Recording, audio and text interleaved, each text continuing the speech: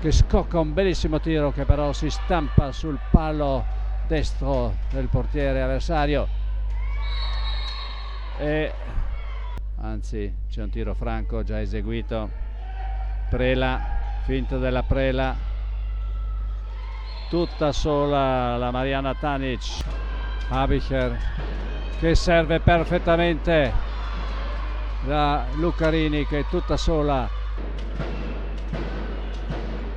Habicher, gran tiro di Nelly Habicher che da parte delle ragazze ospiti.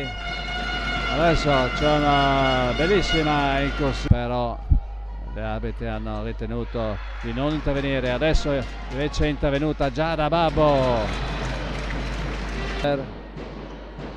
Bellissimo servizio, peccato che questa volta Alessia Zizzo si sia fatta. Bel servizio per l'ala, e questa volta c'è la rete che segna il gol numero 6.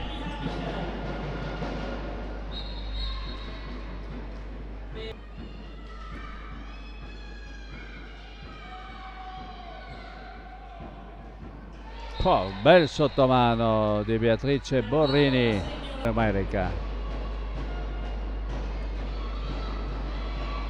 Gran bordata, l'ultima rete.